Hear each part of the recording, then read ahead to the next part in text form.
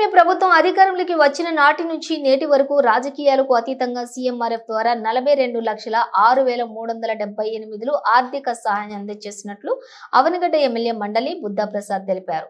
సోమవారం ఉదయం అవనిగడ్డలో ఎమ్మెల్యే కార్యాలయంలో సీఎంఆర్ఎఫ్ చెక్కుల పంపిణీ కార్యక్రమం జరిగింది. ముఖ్యమంత్రి సహాయ నిధి నుంచి నియోజకవర్గంలోని పలు గ్రామాలకు చెందిన 29 మంది లబ్ధిదారులకు 21,01,297 సహాయం అందజేశారు.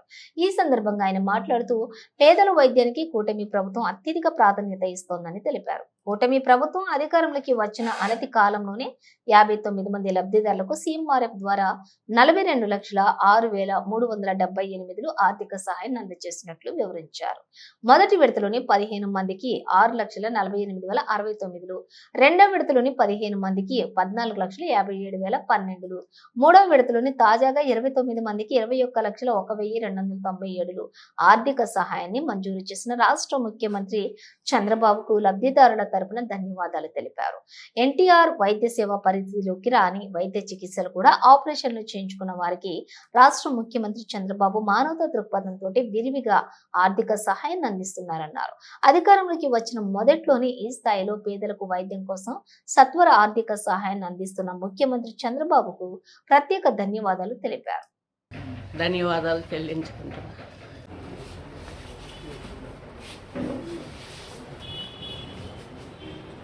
అట్రామా తిరుగమ్మా తిరుగు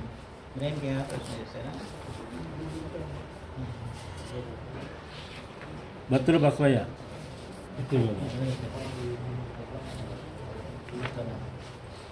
మీరా రాజకుమార్ అంటర్పాటి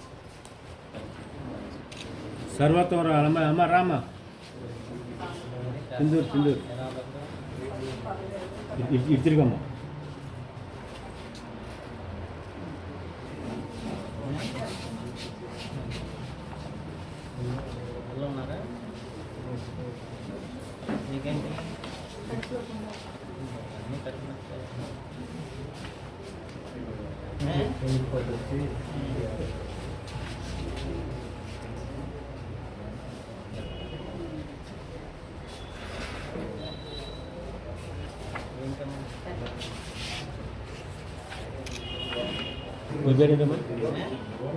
అదే గోపిచంద్ అంటే అదే తండ్రి పేరు ఇచ్చారు.